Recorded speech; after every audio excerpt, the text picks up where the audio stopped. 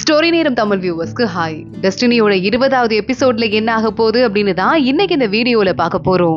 பையனோட மாஸ்டர் அங்க இருக்கிற எல்லாரையும் பார்த்துட்டு உள்ள அரக்க உலகத்துல ஒரு பாத்திரம் இருக்கு, அதுக்குள்ள இருந்து தான் எக்கச்சக்கமான விஷவாயு லீக் ஆயிட்டு இருக்கு. அது ஒரு மந்திர பாத்திரம். அதுல இருந்து வர விஷத்துல இருந்து என்கிட்ட இருக்க சக்தியால என்ன பாதுகாத்துக்க முடியும், ஆனா உங்க யாரையும் உங்களால பாதுகாத்துக்க முடியாதுங்கிறதால நீங்க போக வேண்டாம், நான் போயிட்டு வரேன் அப்படின்னு சொல்லிட்டு நான் சொல்ற வரை எல்லாரும் இங்கதான் இருக்கணும் அப்படின்னு கிளம்பி போயிடுறாரு. மீதி இருக்கிற 2 மாஸ்டரும் அவங்களும் ஒரு பக்கம் தேடி போயிட்டு இருக்காங்க. இப்படி போயிட்டே இருக்கும்போது ஒருவேளை வேணும்னே தான் அந்த இடத்த அழிக்கிறதுக்கு அவன் பிளான் பண்ணிருப்பானோ அப்படின்னு அரக்க ராஜாவை பத்தி இந்த 2 பேரும் மாறி திட்டி போயிட்டு இருக்க பையன் கிட்ட இருந்து ஒரு லெட்டர் ஒன்று வருது. மாஸ்டர் உள்ள போயிருக்காரு, அவர் தனியா போறதுல எனக்கு விருப்பம் கிடையாது, நான் இன்னொரு பக்கம் போயிட்டு தேட போறேன் அப்படின்னு பையன் எழுதியிருக்கான்.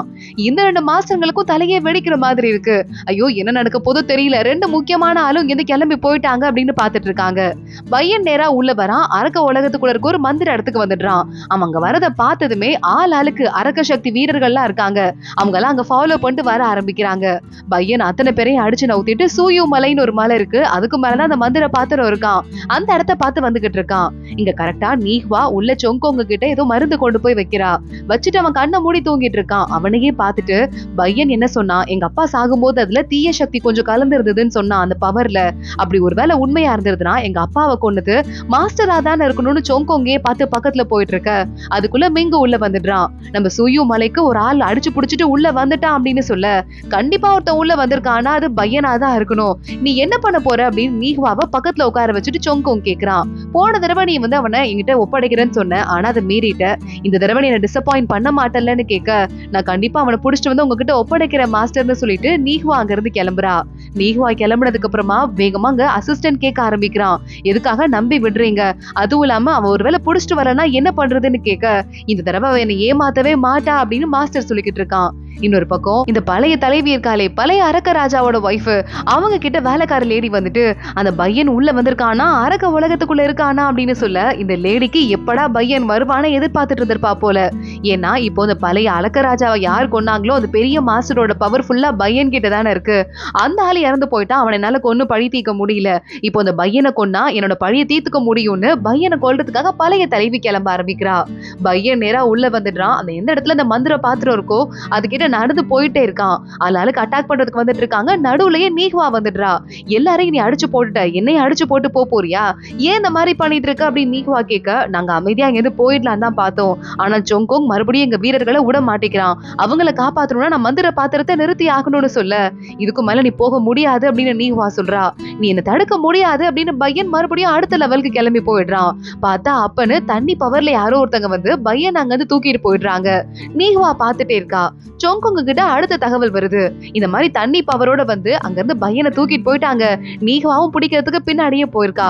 ஆனா தண்ணி பவர்ல போனது கண்டிப்பா பழைய தலைவியா தான் இருக்கணும்னு சொல்ல, பழி வாங்கறதுக்காக வெயிட் பண்ணிக்கிட்டே இருந்தா இதுக்கும் மேல வெயிட் பண்ண முடியல போல அப்படின்னு சொங்கோங் சொல்லிக்கிட்டு இருக்கான். இப்போ நம்ம என்ன பண்றது அப்படின்னு அசிஸ்டன்ட் கேட்டுக்கிட்டு இருக்க, கவலையே படாதீங்க, பழைய தலைவியால பையனை கொல்ல முடியாது, பையன் எனக்கு முக்கியமானவன் நீஹ்வாக்கு தெரியும், அவளும் கொல்ல மாட்டா, பாத்துக்கலாம் அப்படின்னு சொங்கோங் ரொம்ப கேஷுவலா இருக்கான்.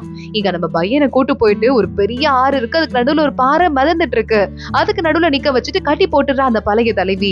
தண்ணிக்குள்ள பார்த்தா ஒரு டிராகன் சுத்தி வந்துகிட்டு இருக்கு. இந்த டிராகன் தான் இன்னைக்கு உன்னை கொல்ல போகுது, அதுவும் இல்லாம நீ எவ்வளவு பெரிய வேலை பார்த்து வச்சிட்டு இருக்க, நான் உன்னை பழி வாங்கறதுக்காக தான் இந்த இடத்துக்கு கூட்டிட்டு வந்துட்டு இருக்கேன், என் புருஷன் சாவுக்கு உன்னை பழி வாங்க போறேன்னு சொல்ல, தப்பான முடிவு எடுக்காதீங்க அப்படின்னு சொல்லிட்டு நாங்க காரணம் கிடையாதுன்னு பையன் சொல்ல ஆரம்பிக்கிறான்.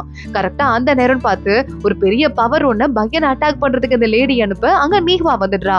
அந்த பவர் அடிச்சு நவுத்திடுறா.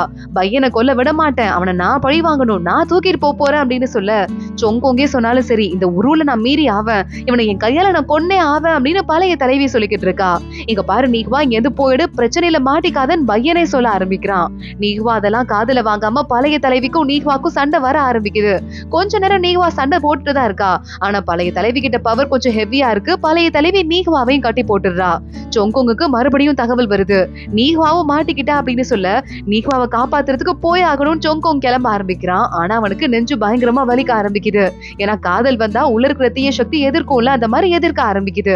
கரெக்டா இங்க 2 பேரையும் சேர்த்தே கொண்டுன்ற அப்படின்னு பழைய தலைவி போயிட்டு இருக்க அங்க ஷூயன் வந்துடுறான். அவன் தான் நீஹ்வாவை லவ் பண்ணிட்டு இருக்கான்ல, அவன் நேரா வந்துட்டு அம்மா அவளுக்கு இருக்க எனக்கு ஒரே ஃப்ரெண்டுமா, ப்ளீஸ் அவளை ஒன்னும் கொண்டுடாதீங்க, என் வாழ்க்கையவே இந்த பொண்ணு தான் காப்பாத்துனா ப்ளீஸ் அப்படின்னு கேட்க அவங்க அம்மா அரைஞ்சிடுறாங்க. நீ யாரு, நம்ம என்ன வேலை பாக்குறோம் மறந்துட்டியான்னு கேட்டுட்டு இருக்காங்க. அப்புறம் இந்த 3வது தலைவன் அவனும் ஓடி வந்துடுறான். இதுக்கு மேல சொங்கோங்க கிட்ட நம்ம வம்பு வச்சுக்க கூடாது, அப்புறம் சொங்கோங்க உன்னால பழி வாங்க முடியாம போயிடும், இந்த பையனை மட்டும் கொன்னா உனக்கு போதுமா, நம்ம இத்தனை வருஷம் பொறுத்ததெல்லாம் வேஸ்டா போயிடும்னு சொல்ல பழைய தலைவி அழ ஆரம்பிக்கிறா. இல்ல என்னால அப்பையும் கூட நிம்மதியா இருக்க முடியல, என் குழந்தை வந்து இந்நேரத்துக்கு எவ்வளவு பெரிய பையனா வளர்ந்து வீரன் ஆயிருப்பான் தெரியுமா, அவனை நான் பார்க்க முடியாததுக்கு காரணம் யாரு, இந்த பழைய தலைவன் தானே, அவனோட ஸ்டூடெண்ட் என் கண்ணு முன்னாடி அவன் சக்தியோட வந்து நிக்கிறான், அது எப்படி நான் விட முடியும்னு மத்த எல்லாரையும் வந்து அட்டாக் பண்ணிட்டு தண்ணி குழந்தை டிராகனை வெளியே வர வைக்கிறா. டிராகன் அங்க நம்ம பையன் கிட்ட அட்டாக் பண்ற மாதிரி பக்கத்துல வந்துட்டு இருக்க நீஹ்வா பாக்குறா. அவளோட ஃபைனல் பவர் எடுத்து வெளியே விட்டுடுறா. ஒட்டு மொத்தமா தண்ணி அப்படியே உறைஞ்சு போயிடுது, பனியா டிராகனும் சேர்ந்து உறைஞ்சு போயிடுது. கொஞ்ச நேரத்துக்கு அப்புறமா டிராகன் கொஞ்சம் கொஞ்சமா அப்படியே பனியெல்லாம் உடைஞ்சு பொத்துன்னு மயங்கி உள்ள விழுந்துருது. நீஹ்வாக்கு எல்லா சக்தியும் போனதால மயக்கம் வர ஆரம்பிக்குது. பையன் ஒட்டுமொத்த சக்தியையும் காட்டி கையில இருக்கிற கயிறை கழட்டிட்டு நீஹ்வாவை கூட்டிட்டு அங்க இருந்து பறந்து போயிடுறான். இன்னொரு பக்கம் இந்த பழைய தலைவி டிராகனை பாத்துட்டு இருக்கா. இது எப்படி நடந்துச்சு அப்படின்னு ஷாக் ஆயிட்டு இன்னொரு பக்கம் நம்ம லிங்யூ தனியா ஒரு இடத்துக்கு ரகசியமா போயிட்டு இருக்கான். அதை பார்த்துட்டு வேகமா பக்கத்துல அண்ணன் நிக்கிறான். அண்ணன் கிட்ட ஒரு கர்ச்சிப்பை திருடிட்டு ஆனா நான் அங்கிட்டு போயிட்டு வரேன்னா அப்படின்னு ஜிங்கு கிட்ட சொல்லிட்டு ஜிங்ஜி போறா. அவங்க அண்ணனுக்கு தெரியுது, பார்த்து சிரிச்சுட்டே நிக்கிறான். இன்னொரு பக்கம் நம்ம லிங்யூ வந்துட்டு இதுக்குள்ள விஷமா இருக்கு, எப்படி போறது, போனா மட்டும் தான் நம்ம யாரையாவது காப்பாத்த முடியும், பையனுக்கு என்ன ஆச்சோ தெரியலன்னு யோசிச்சுட்டு இருக்க அங்க ஜிங்ஜி வந்துடுறா. தெரியும் நீ முழிச்சிட்டே நிப்பன்னு, அதுக்கு தான் வந்தேன், இந்த துணியை பாரு, இந்த துணியை நம்ம மேல போட்டுக்கிட்டோம்னா எந்த விஷமும் ஒண்ணு பண்ணாதுன்னு சொல்ல துணி குட்டியா இருக்கே அப்படின்னு லிங்யூ கேக்குறான். ஒரு மேஜிக்க போட்டு துணியை பெருசாக்கிடுறா. என் அண்ணன் கிட்ட உன திருடிட்டு வந்துட்டேன், உனக்கு ஒண்ணு எனக்கு ஒண்ணுன்னு 2 பேருமா விஷத்துக்கு நடுவுல போது ஓட ஆரம்பிக்கிறாங்க. இன்னொரு பக்கம் நம்ம பையன் மறுபடியும் நீஹ்வாவை தூக்கிட்டு ஓடி வந்துட்டு இருக்க. பின்னாடியே பழைய தலைவி வந்துட்டு இருக்கா. பழைய தலைவியோட அரண்மனையில சொங்கோங் வந்து நிக்கிறான். என் அரண்மனையில யாரை கேட்டு நீ வந்த அப்படின்னு பழைய தலைவி கேட்க, நான் யாரையும் வந்துட்டு கேட்க தேவை கிடையாது, ஏன்னா என் ஸ்டூடெண்ட்டுக்கு இங்க அடிபட்டு இருக்கு, அவளை பாக்கிறதுக்கு நான் வந்திருக்கேன் அப்படின்னு சொங்கோங் நான் அவளை கூட்டு போறேன் அப்படின்னு சொல்லிக்கிட்டு இருக்கான். லிங்யூவும் ஜிங்ஜியும் டிராவல் பண்ணி வந்துடுறாங்க. இதுக்கு மேல எங்க போறதுன்னு தெரியல, மேப்ல ஏதோ தப்பு இருந்திருக்கும் போல அப்படின்னு லிங்யூ சொல்ல, உன் ஞாபகத்துல தான் தப்பு இருந்திருக்கும், எங்க மேப்ல தப்பே இருக்காதுன்னு லிங்யூ ஜிங்ஜி சண்டை போட்டுக்கிட்டே வந்துகிட்டு இருக்கா. இன்னொரு பக்கம் மறுபடியும் நீஹ்வாவை கூட்டிட்டு சொங்கோங் அங்கிருந்து கிளம்பி போயிட பையன் கிட்ட நான் சண்டை போட்டே தீர்வேன் அப்படின்னு பழைய தலைவி சண்டை போட ஆரம்பிக்கிறா. பையன் கொஞ்ச நேரம் சண்டை போட்டுட்டு இருக்கும் போதே அவங்க கீழே விழற மாதிரி போயிட்டு இருக்காங்க. அவங்களை காப்பாத்திட்டு, மேடம் உங்களுக்கு இதுக்கு மேல நான் காயப்படுத்துற மாதிரி இல்ல, நீங்க இன்னொரு நாள் என்கிட்ட சண்டை போடுங்க, இன்னைக்கு எனக்கு வேலை இருக்குன்னு பையன் அங்க இருந்து பறந்து போயிடுறான். இங்க இந்த சீனியரை காட்டுறாங்க. பையனோட சீனியருக்கு உடம்புக்குள்ள இன்னும் அரக்க பவர் இருக்கு போல.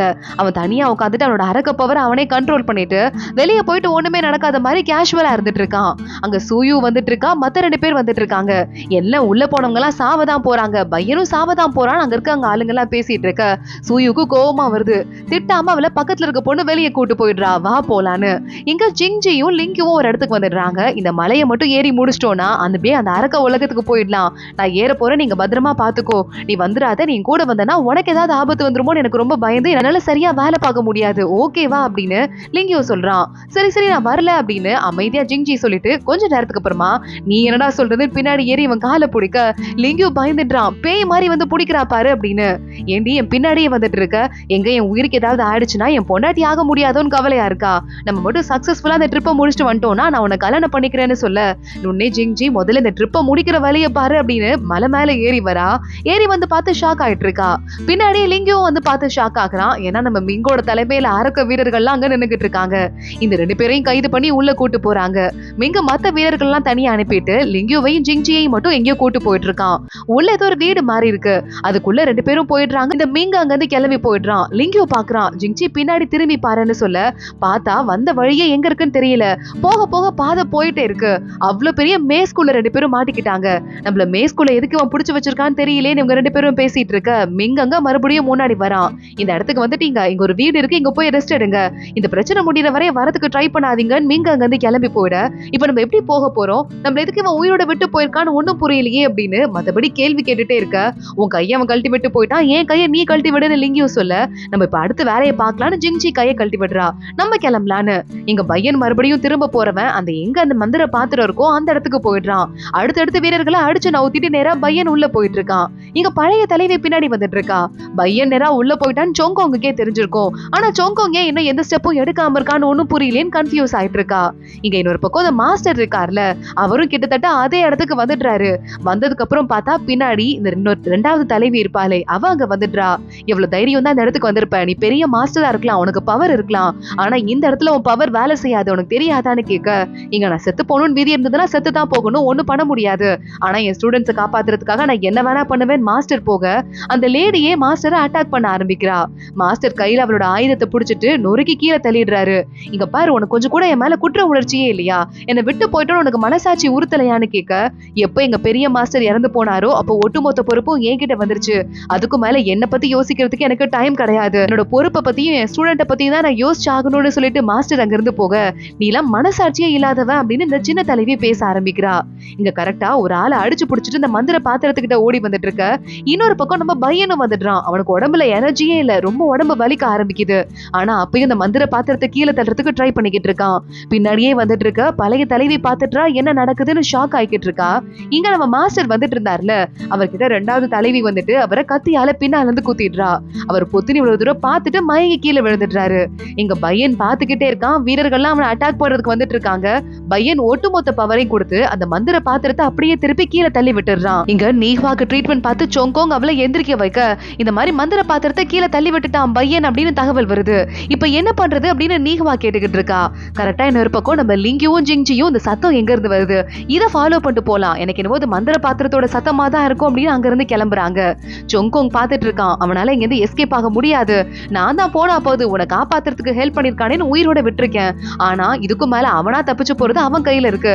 பழைய தலைவி கிட்ட மாட்டினா என்னால ஒண்ணும் பண்ண முடியாதுன்னு சொல்ல, நான் காப்பாத்த போறேன் நீஹ்வா தடுத்தும் கேட்காம அங்கிருந்து கிளம்பிடுறா. பையன் அங்க சண்டை போட்டுட்டு இருக்கும் போதே நீஹ்வா போயிட்டு நான் உன்னை காப்பாத்துறேன் அப்படின்னு அவன் அங்க இருந்து கூட்டிட்டு போயிட்டு இருக்கா. இன்னொரு பக்கம் மத்தவங்க எல்லாம் பார்த்துட்டு மந்திர பாத்திரம் எந்திரிச்சிருச்சு போல, இங்க பாரு எந்த ஒரு விஷமும் லீக் ஆகல அப்படின்னு எல்லாரும் ஹாப்பி ஆகிட்டு இருக்காங்க. பழைய தலைவி கிட்ட ரெண்டாவது தலைவி வந்துடுறா. என்ன நடக்குதுன்னு உனக்கு ஏதாவது புரியுதான்னு கேட்க, கடைசியா அந்த மூணாவது தலைவன் இருப்பான்ல அவனும் வந்துடுறான்.